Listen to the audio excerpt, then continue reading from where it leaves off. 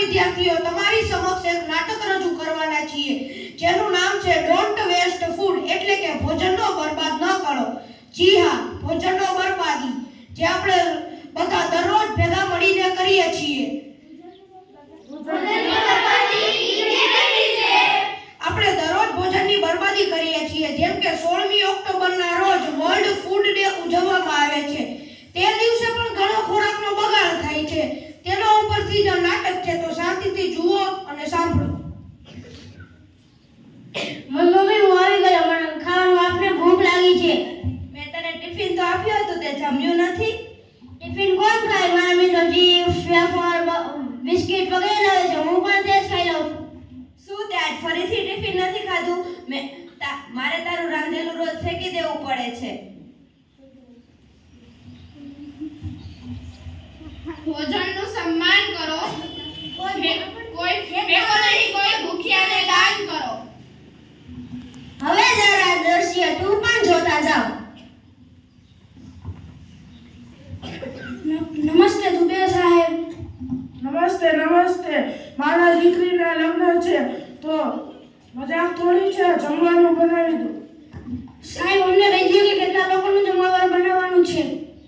ઘરના એમ કરો કે ઘરના અને સગા સંબંધીઓ થઈને કુલ 400 લોકો થાય છે, તો તમે 600 લોકોનું જમવાનું બનાવી દો। સાહેબ જમવાનું વધુ પડશે।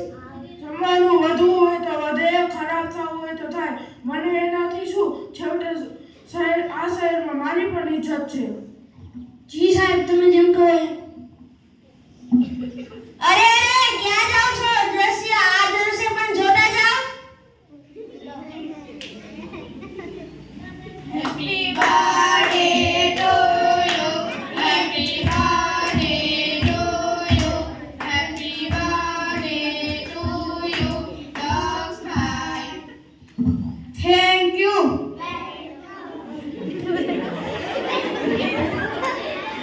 આજે તો ભાઈની જન્મદિવસ છે, પાર્ટી તો હોવી જ જોઈએ। હા હા, પાર્ટી તો હોવી જ જોઈએ। ચાલો હું તમને આજે એક મોટી હોટલમાં જમવા લઈ જાઉં। Happy birthday to you, happy birthday to you, happy birthday to you, દક્ષભાઈ। Thank you. ચાલો વેટર અહીં બધાને જેટલું ખાવું હોય, જે ખાવું હોય તે પીરસી દે। આજે તો ભાઈનો જન્મદિવસ છે। બસ થઈ ગયું હવે। અમે તો કંઈ પણ ખાધું નહીં। ચાલો કાંઈ વાંધો નહીં, આપણે એક લોંગ ડ્રાઈવ પર જઈએ। યસ। બસ આ બધું હવે બહુ થઈ ગયું। તમે બધાએ કેટલું ખાવાનું બરબાદ કર્યું છે, આ કાંઈ ઠીક નથી। જમવાના પૈસા આપ્યા છે, મફતમાં થોડા ખાઈએ છીએ। પૈસા જરૂર તમારા હશે, પણ તે સંશોધન તો દેશનું છે ને। તમને કોઈ હક નથી કે તમે તેને બરબાદ કરો। તમને બધાને શરમ આવી જોઈએ।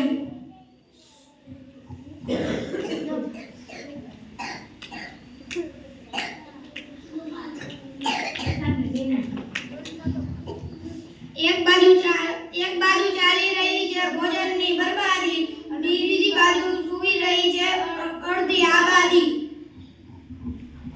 જોયું તમે આ ત્રણેય દ્રશ્યમાં શું સમાન હતું? આ ત્રણેય દ્રશ્યમાં ભોજનની બરબાદી થઈ રહી હતી।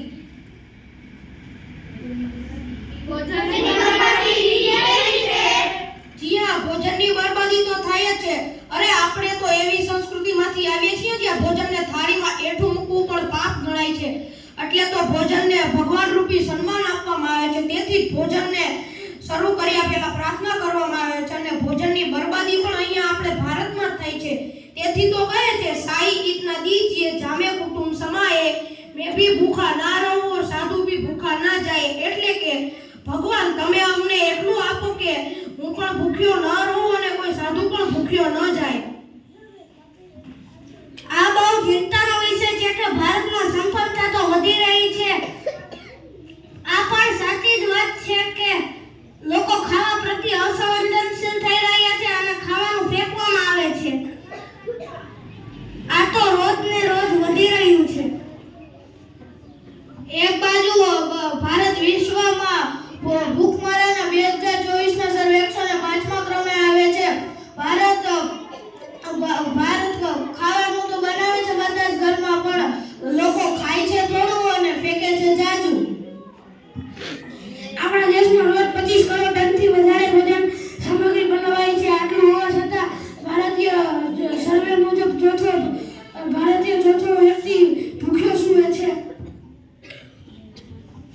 અરે તમે જાણો છો આવું શા માટે થાય છે? આવું એટલા માટે થાય છે કે આપણે ભોજનને બરબાદ કરી રહ્યા છીએ.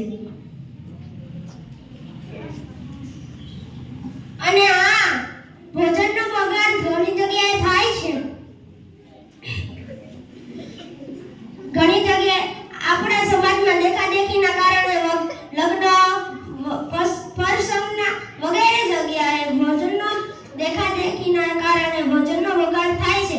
અને વર્લ્ડ ફૂડ ઓર્ગેનાઇઝેશનના રિપોર્ટના દ્વારા ભારતનો 7મો વ્યક્તિ ભૂખ્યો સૂવે છે. આજ આપણે ખાવાનું શરૂ થાય છે ઘરથી જ. આપણે ખાવા પીવાથી લઈને બધું જ બનાવીએ છીએ, પણ બધા લોકો ખાઈએ થોડું અને ફેંકે બધું જાજુ. આ જ રીતે ઘણી જગ્યાએ ભોજનનો બગાડ થાય છે, તેથી આપણા પર્યાવરણને પણ નુકસાન થાય છે. પર્યાવરણનું નુકસાન કેવી રીતે? ઘરની આજુબાજુ ફેંકવામાં આવતા ભોજનમાંથી મિથેન ગેસ નીકળે છે, જે કાર્બન ડાયોક્સાઇડ કરતાં પણ વધારે ખતરનાક હોય છે. ભોજન ન મળવાના કારણે કરોડો બાળકો કુપોષણનો શિકાર બને છે. ભોજનની બરબાદી કેવી રીતે? ભોજનની બરબાદી ન કરો. ભોજનનો તમે સદુપયોગ કરો અને કોઈ જરૂરિયાતમંદ વ્યક્તિ માટે તેનો ઉપયોગ કરો.